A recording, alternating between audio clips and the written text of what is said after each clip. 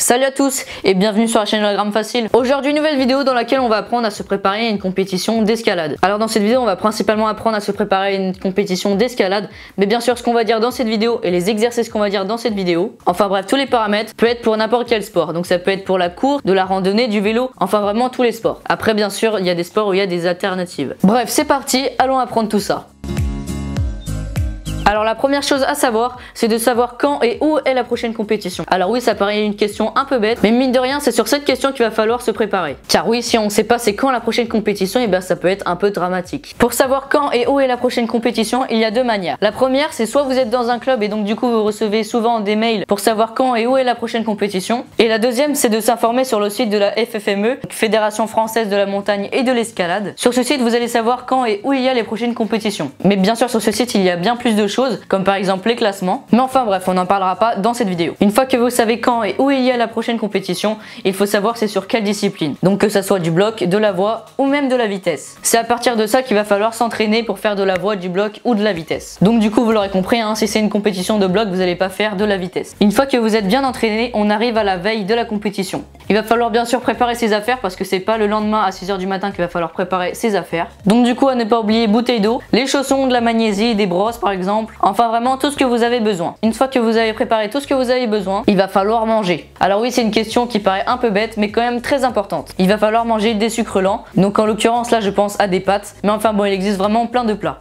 Nous arrivons au jour J, donc le jour de la compétition. Pour cela, en général, les compétitions sont assez tôt, donc ça dépend. En général, quand je fais des compétitions, personnellement, je me lève à 6 h du matin parce que les compétitions en général commencent tôt. Mais aussi qu'il va falloir manger au moins 2 heures avant la compétition. C'est préférable. Parce que si vous mangez juste avant la compétition, je sais pas vous, mais peut-être que vous aurez envie de vomir. Enfin bref, je pense que vous aurez compris ce que je veux dire. Une fois que c'est fait, vous arrivez enfin à la compétition. Donc vous inscrivez, enfin bref, je passe tous les détails. Mais juste avant la compétition, et puis on l'a déjà appris, il va falloir s'échauffer. Parce que oui, on va pas directement commencer la compétition. Ça serait quand même assez bête de se faire mal dès le début. Alors il est possible, et puis c'est le cas de sûrement beaucoup de gens d'entre vous, et de moi aussi, que vous stressiez avant la compétition. Alors ça, vous inquiétez pas, c'est le cas de vraiment tout le monde. Tout le monde stresse avant une compétition. Alors c'est quelque chose qui peut être assez bizarre dit comme ça, mais il faut savoir que si on a peur avant, quand on sera lancé, on n'aura plus du tout peur. Pourquoi? Parce qu'on est lancé dans la compétition, donc du coup on pense à une seule chose, c'est gagner. Parce que oui, si on va à une compétition, c'est pas pour terminer dernier, c'est bien sûr pour gagner. N'oubliez pas pendant la compétition, alors oui c'est vraiment quelque chose de très bête, mais moi je le fais pas tout le temps, mais hydratez-vous pendant une compétition. Ça vous permettra de rester en forme. Après, pendant la compétition, il y a une petite stratégie. Donc cet exemple va être principalement pour du bloc. Donc on imagine que vous avez une compétition qui fait 30 blocs. Donc bien sûr de 1 à 30, je vais pas vous apprendre à compter. Mais enfin bref, il va pas falloir commencer par le bloc numéro 1. Pourquoi? Parce que tout le monde va se lancer dessus, parce que c'est le plus simple, donc c'est logique. Il va falloir par exemple commencer directement par le bloc 15. Alors bien sûr, tout dépend de votre niveau. Si vous êtes plus fort, vous allez commencer dans des blocs beaucoup plus durs. Enfin pour vous. Et puis puisque vous avez commencé par le 15, vous allez directement passer au fur et à mesure jusqu'au bloc 30. Et puis à la fin vous serez épuisé, et bien du coup il vous restera tous les blocs hyper simples. Donc du coup vous n'allez pas être assis sur un banc à ne rien faire, vous allez toujours faire quelque chose. Donc voilà, ça c'est une petite stratégie. Après bien sûr chacun a ses idées. Alors quelque chose qu'il faut savoir, c'est pas parce qu'on a fait un bloc mais qui est le plus dur qu'on va gagner. Enfin oui, il y a sûrement des possibilités parce qu'il y a beaucoup moins de personnes qui l'ont fait, mais plus vous avez fait de blocs, plus ça va vous rapporter de points et puis vous avez des chances d'être sur le podium. Donc en général c'est compté comme ça, Plus il y a de personnes qui fait le bloc, plus le bloc vaut moins de points. Alors que s'il y a une personne qui l'a fait,